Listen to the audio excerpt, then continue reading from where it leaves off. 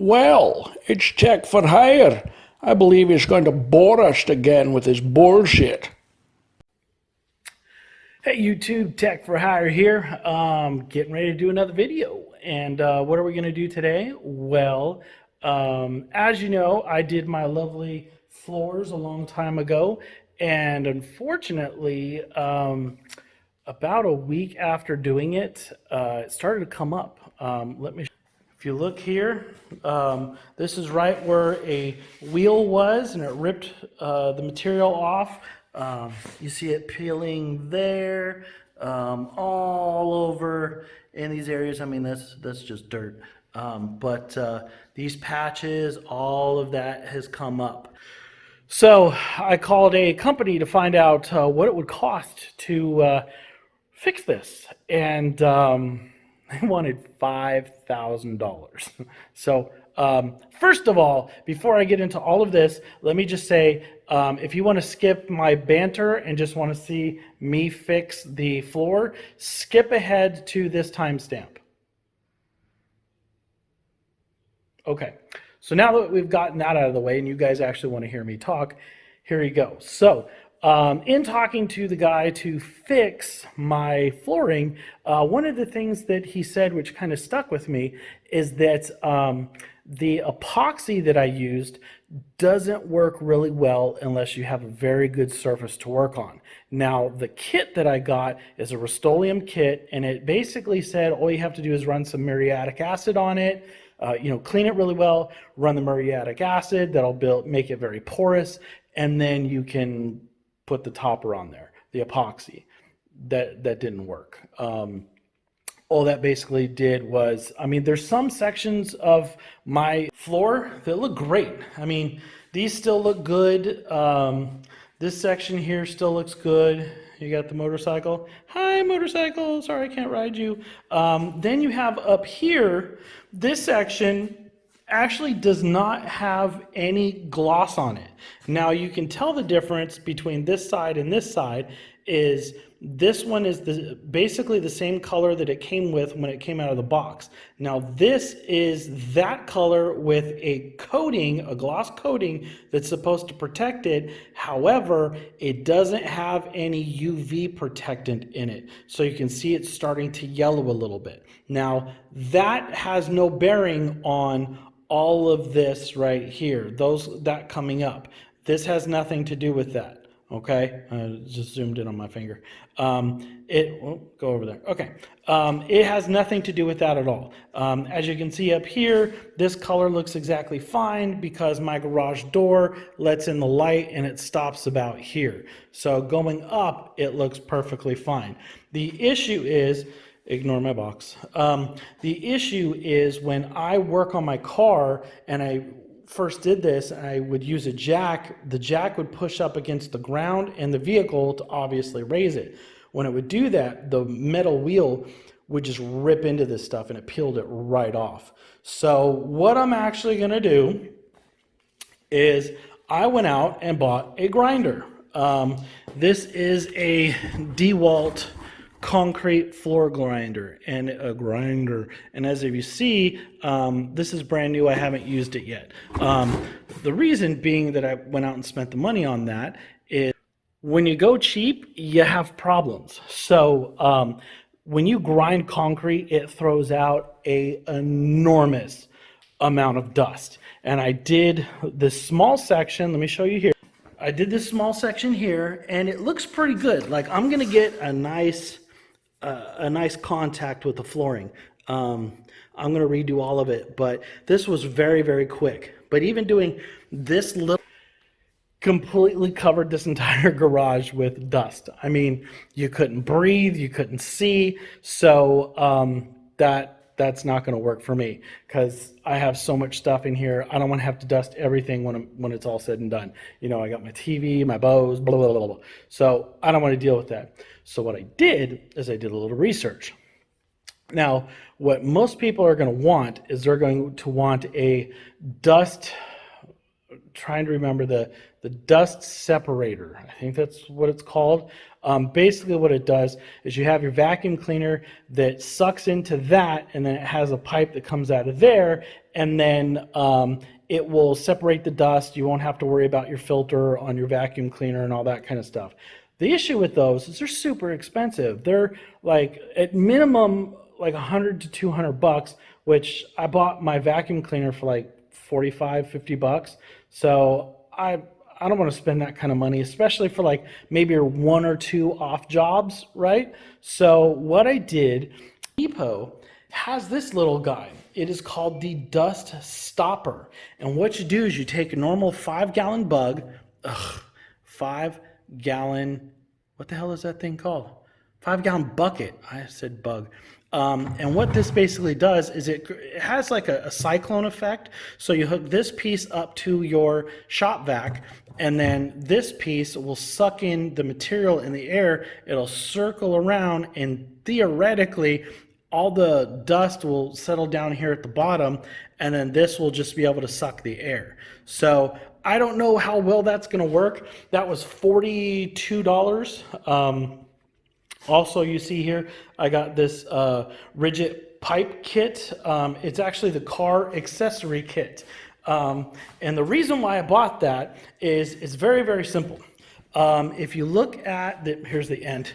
Here's the end that comes with the DeWalt kit, right? So that attaches to the end. Come on, focus. That attaches to the end, which goes right here. This is where all the dust comes out of when you're grinding. So that hose attachment is this piece, right? Well, most shop vacs are 2.5 inch.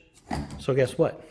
That was going to create a problem. It was going to create a problem for me because there's no way that I was going to get, basically, I think that's 1 1/4 or 1 7/8 to 2.5 inch. That was going to cause a gap. I was going to have dust going everywhere. But this rigid car cleaning accessory kit comes with a 10-foot hose, and that 10-foot hose fits the neck of the DeWalt kit, right? And it also comes with a 2.5 inch adapter. So I should be able to plug everything in, not have any air gaps, and it should clean it up really, really nice. So without further ado, I guess I should get started. This is going to be a back-breaking exercise. I love this shirt. I'll be in my office. I'm going to change shirts because I don't know about you, but when I get dirty, I don't like my nice stuff to get dirty, and I'm too cheap to keep buying shirts. So I'm going to change out of this shirt. I'm going to change it to a different shirt. I'm going to set up a camera so you guys can watch as I grind the heck out of this floor, and hopefully you don't see too much butt crack because I've gotten fat since quarantine. Actually, I was kind of fat before, but I've gotten fatter since quarantine, so I don't want too much fat guy butt crack showing up. But enjoy.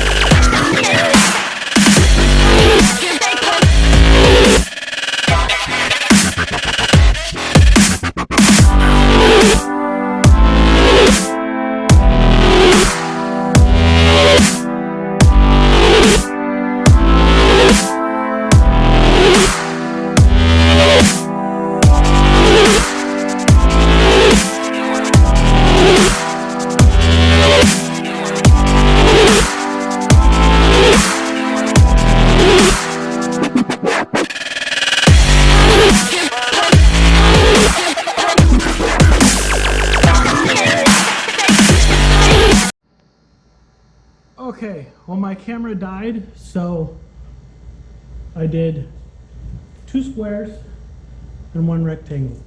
I got 1 rectangle left to go. So look at my butt. You get over it? All right.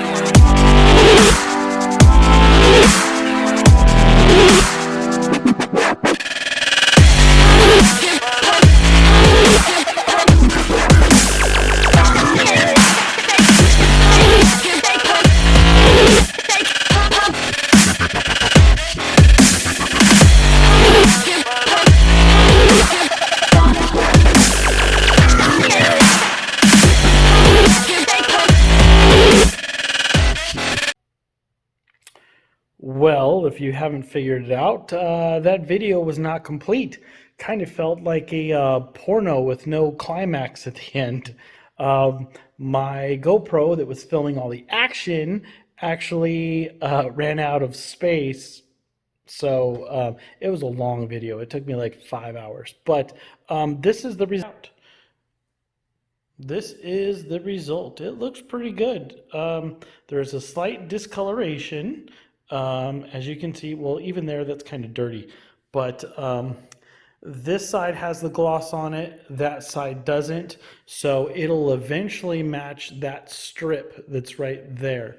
Because that strip doesn't have any gloss on it either. So this still has, I think, 12 hours to cure before I can step on it.